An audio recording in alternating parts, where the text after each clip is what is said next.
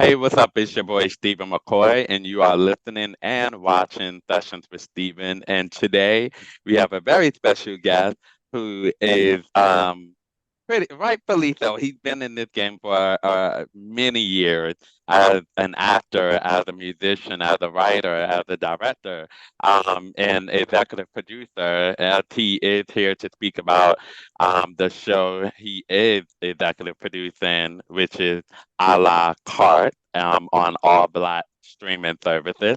Please welcome Dijon Talton. Thank you, my guy. I appreciate it. Thank you for having me. Absolutely. I'm so glad to have you here. So, as we discussed, you are here to talk about the season two, which I was actually able to see a lot of the screeners, and woo, there are some steamy scenes in there. You have to talk to us about season two. Yeah, so a la carte is, I like to say like a mixture of Sex in the City and Insecure. It's about a friend group that moves to Los Angeles, and kind of just like fucking their way, not literally fucking, but fucking up their way to figuring out who they are. Do we have to be one version of ourselves? Do we get to be the complete versions? This season we picked up where three of the friends are continuing without the fourth, and they're just getting into all kind of chaos. I know it's a scene as steamy because it's sexual in some ways, Yeah. but the sexual parts in sexuality just really plays as a character to the intimacy between the characters growing together and separately. Yeah, I always ask with different shows that are on air, why? Why is this important in this time? Why does this show matter?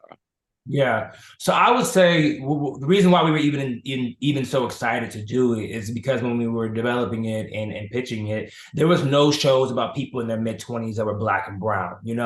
Any of the shows where you either kind of end up dead or in jail, you're either selling dope on Right. power or stripping, but then there's so many people that are black and brown in between that went to college and are just figuring it out. And have the grace to make mistakes and do better. So we kind of wanted to see beautiful black and brown people just existing as a form of protest, laughing and loving on each other, and fucking up. Yeah. And now, one thing you have been upping up in this business is, I mean, you launched your own production company, and that's one thing I do love to see because you've been in the game again, like since prior to the MySpace and early YouTube days. Yeah. So I love to see those who started in that era, and a lot of us who actually started in that era, I noticed, are owning our own companies. And what motivated you to produce your own production company? I think for me as an actor, like starting so young, I started when I was like 3 or 4 with my family that was a lot older than me. And I didn't often see Black people behind the camera in power until I got older, and I worked with this great director named Ava DuVernay and Lena Waithe and Anthony Hemingway, and they were just such amazing people first, and then great filmmakers on top of that, and they made everyone feel welcome and important and seen when they work with them. So that kind of sparked my interest, to be honest, that I could even at this age, step behind the camera, that I could have a seat at the table. And then with having a production company and directing and producing, you actually get to say something. You have an opinion in the room. They want to know what your thoughts are, how you Right. see the world. What are you trying to debunk? What are you trying to put into the space? As an Yeah. actor or a performer, you're often just servicing someone else's material, which is a beautiful thing to use that art. But as a director, I get to use both arts. I get to use my brain and my activism and also, my creativity. So it kind of became like a perfect mesh when the universe showed me I was allowed to exist in this way. Absolutely. I love that method. I mean, I love the content that we do have out, but I do feel that we do need meaningful content and more executive producers like yourself to use our brain. And, now, you started very young, even at the Debbie Allen Academy, started singing and dancing. How was that experience? And also, are you moving away from the music, or you are doing juggling both? The experience was great. My cousins Megan and Lamaya are like 8 and 10 years older than me. They're gonna kill me for saying that. But because I was so young, I just wanted to be there because they were there, and Debbie kind of saw something in me. which kind of fostered the idea of creativity and seeing Sister Act 2 and them singing and dancing and acting at the same time. I was like, I want to do that. So being from Los Angeles, it just kind of gave me the opportunity to do it young. As far as music, I haven't done music in a minute. I don't know if I'm stepping away from it. I think at this function, the universe would have to cross paths with something that was TV and film related. As far as like pursuing a career in it, I'm really busy doing this stuff right now, so not right now. Yeah. And how closely do you work with your cousin, Megan Good? Very closely. So she's an executive producer on this show as well. We have another show in development currently that we're actually on. Got one that's coming out early next year. We have a couple projects together. So we work together as a family all the time. Like not just us two, but like Yeah. my like interconnected in different sectors in our careers. Which I love because oftentimes in Hollywood, when some family members, when people are related, they want to remain completely separate, which your brands and everything is still separate, but at the same time, it doesn't hurt to actually collaborate. Yeah. I think the weird thing with us is that because we're actually family, but we're also best friends, it makes it a little different because we would hang out if we weren't working, or we would be friends and we weren't family, so it makes it easier because I guess you can be a little more honest with your family too. Like, I don't want to do that, or that sucks, or you can like give them an opinion and know Yeah. that after that you can't really do to a stranger. So maybe it's good and bad. Yeah, I love that. And just going back to even just using your brain, one thing you've always pretty much pushed for is educating people, empowering people, the youth, and advancing our education. Why particularly is that very important to you? I think for me, because when I was, I think in fifth grade, because I was a child actor, I learned how to memorize really well. So I was in a school that was predominantly white, and a teacher noticed that I was remembering the words, but when they asked me about it, I didn't comprehend it. So they were like, Dijon can't comprehend. Like what he's reading, he can read, but he's not comprehending it. So they put me in like actually like a special class sometimes to learn to comprehend because they were afraid I wouldn't be able to go to middle school. And that completely like changed the trajectory of my life. Like Mm, I was valedictorian in high school. I did all AP classes. I got to 15 schools. And if a teacher wouldn't have taken the time to even notice and see that in me, if they would have just wrote me off as the black kid who can't understand, then I don't think I would have had nearly the opportunities that I had or be where I am now. So I think sometimes we often segment things to race or economical status when sometimes it's just what you see, the people you're exposed to, the people who are rooting and fighting for you. So, you know, knowing that everyone has their sector in life because I didn't come from a certain world, I just want to be able to do that and give back. I think to whom much are blessed, but much are required. yeah. So just being able to also like teach and entertain and show people what's possible and give myself permission to learn what's possible. I feel like, as I'm learning, I would love for others to kind of like learn with me. I absolutely love that. Like, and does when you meet those young individuals that you do inspire, does that have a play in the roles that you choose? Like, you've been done Glee and How to Get Away with Murder. You worked with so many different people and on so many different projects. But does that have a play in the roles that you choose for yourself to play? I, I think as I'm older now, it probably does, but probably not in the way that one would think. Like, I don't think that my mind or my goal is to be like a role model in the traditional form of it. I think my placement right now at this age is to give people permission to live freely.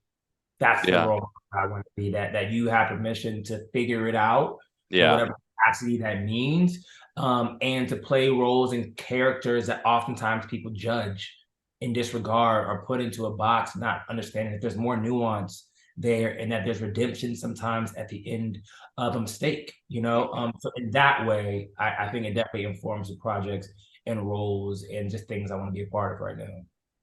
love that. And as a showrunner and executive producer, do you leave room for yourself to make mistakes? Are you still growing as a producer, would you say?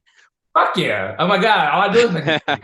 I think that you have to fail forward. I mean, for the age that I am, I'm relatively really young for this position. So like for A La Carte, for instance, I directed, I showrun, but my studio also like produces it. So there's a lot of hats that usually don't cross on this production.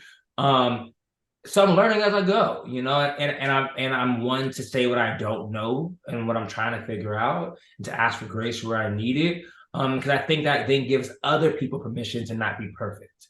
I Right. think we're all living in a facade world of Instagram and perfection, just not realizing that everyone's just doing the best they can in the moment they're doing it. So to give everyone that grace, you have to also learn to, because I'm a Virgo, so it's very hard. I'm a perfectionist. It's to give myself that grace as well. Yeah, yeah. So what would you want the takeaway as a person who is executive producing? What is the takeaway you want people to take from the show? From the show, from Yeah. season two more specifically, is that as friends and people, we grow together and apart.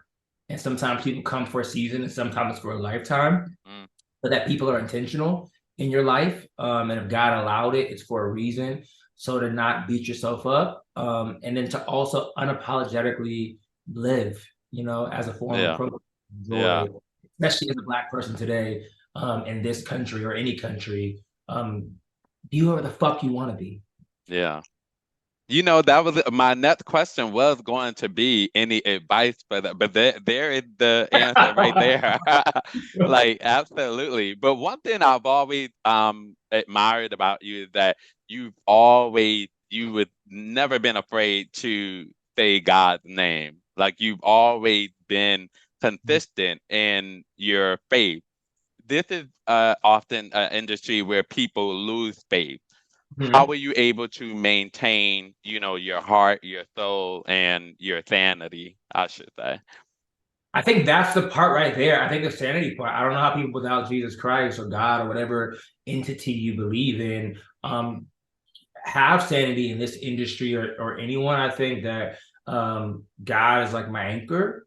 And in an industry where there's so much that you don't control, or in a world where there's so much you don't know, or the hopes of your future, excuse me, and the uncertainties of today, I think that like God's a stronghold and a peace, and He's a way maker. And I could be remiss if I didn't see how His hand has played out in my life, both in protection or even the negatives, Him turning it around for my good.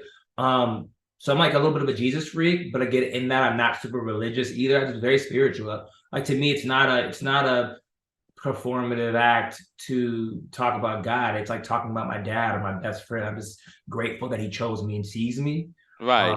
did nothing to deserve that. Hmm. Uh, so if He's proud of me, and I'm the one you shouldn't be proud of, I'm super proud of Him. Absolutely. I absolutely love that. Yeah. Just walk by faith. That's all. Like it's not about being religious, but it's just, the belief, that's important for people to be able to see. So what is next for you? What is next that we can see? I mean, you're out here, you're promoting the show. You do have, are we able to see get a soundtrack for the season or something like that? Maybe the music to me is one of the best parts of the show. It plays a whole character in it. Brittany did an amazing job. So we've been talking about soundtrack because again, it has a lot of dope, young artists. We actually did a contest nationwide for people to be able to submit their music. So it's cool that they feel a part of the show. But next for me, I'm like developing other shows and films. Me and my family have a project coming out, and I'm just working, putting my head down, growing, excited that hopefully things, are picking up and moving in the right direction. So just grateful and taking it day by day. Awesome. And thank you so much. It was so great having you here on the Oh, thank show. I really could keep you here all day, but but you have been a pleasure and congratulations on how far you've come and based off consistency. And I do believe that you are a great example for so many Black people that, should remain consistent and that will show up, So congratulations. Amen. I appreciate it, man. Congratulations to you too. That's a feat that you've accomplished. So don't take that lightly. And I really appreciate you having me. Hopefully we can connect again. Thank you. Hey, subscribe now.